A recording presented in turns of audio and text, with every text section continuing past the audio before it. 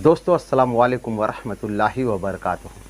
साथियों, आप रात के अंधेरे में चुड़ैल ढूंढना चाहते हैं जिसके चेहरे पर ऐसे दांत निकले हो, आँख काली काली दिखाई देती हो, बाल खुले हो, ऐसी औरतों को आप समझते हैं कि वो चुड़ैल है। लेकिन नहीं, मैं आपको दिखाना चाहता हूँ कि आप मेरे पीछे देखिए, इतनी सुंदर और खूबसूरत औरत भी एक चुड़ैल और डायन से कम नहीं, एक डायन से कम नहीं, जिसने एक लड़की की ज़िंदगी तबाह व बर्बाद कर दी। सिर्फ क्यों? अपनी राज चलाने के लिए। इंसान अपने आप में एक खुद ही बहुत बड़ा दरिंदा है, शैतान है, डायन है, चुड़ैल है, क्योंकि वो चाहती है कि मैं अपनी मनमर्जी करती चलूं। आप देख रहे थे कि वो औरत जो कि एक ऐसी बड़ी पार्टी से जुड़ी हो जिसको भारतीय जनता पार्टी कहते हैं, उसके साथ मिलकर काम करती थी और कहती थी कि बेटी बचाओ और बेटी बढ़ाओ को मैं आगे बढ़ाने का काम कर रही हूँ। लेकिन उसके पीछे देखिए उसका गंदा षड्यंत्र, उसकी गंदी मनसा कि एक लड़की को ला करके घर में बंद करती है और उसके ऊपर टॉर्चर करती है, टॉर्चर 3rd डिग्री का, कि उसे जलते हुए तवे से दागती है और उसे डेली मारती है, एक कमरे में बंद कर देती है।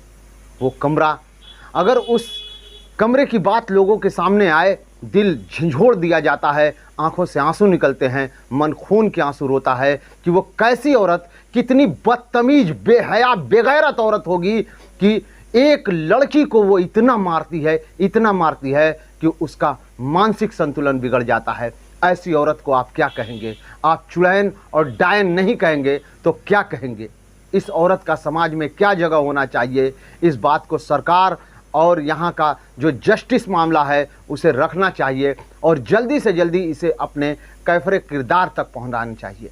देखिए, ये लोगों के सामने जा कर के बच्चियों को गोद में लेकर के यह बताती है कि मैं समाज की कितनी बड़ी हितैषी हूँ। लेकिन विडंबना देखिए कि इसने अपने लड़के को भी, अगर उस लड़की के साथ वो आवाज़ उठाता है तो उसे वो जेल में पहुंचा देती है, जेल में भिजवा देती है। वो कहती है कि मैं इस घर का मालकिन हूँ, मैं जो चाहूँगी वही करूँगी। फ़िरौन से ये कम नहीं, फ़िरौन से ये कम नहीं जो इसने ये दावा किया है। मैं आपको ये बताना चाहता हूँ कि खुदा इसकी जो सज़ा तजवीज़ करेगा वो तो आप देखेंगे ही देखेंगे, लेकिन दुनिया में इसने अपनी ज़िल्लत और रुसवाई का दरवाज़ा खोल दिया है। ये औरत इतनी बदतमीज, बेहया औरत है कि ऐसी औरतों को अगर जो औरतें सुनते होंगी वो क्या कहती होंगी, इस औरतें के बारे में क्या ख्याल करती होंगी। इस औरत को आप देख रहे हैं कि एक लड़की के साथ ऐसा बेहूदगी और इतना टॉर्चर भरा काम करती है कि उसे एक कमरे में बंद कर देती है, उसी कमरे में उसे टॉयलेट करना है, उसी कमरे में उसे रहना है। और आगे एक और बात जो कि रूह को हिला देने वाली है कि वह जो है अगर टॉयलेट करती है और उस टॉयलेट का पेशाब उस कमरे से बाहर चला जाता है तो उसे कपड़े से पोंछकर वो साफ नहीं कर सकती। ये कमीनी कुतिया औरत जो है उसे ज़बान से चाट करके साफ करने के लिए कहती है। ये जो औरत है, इसके अंदर औरत नाम की कौन सी चीज़ है? ये कैसे माँ बन गई?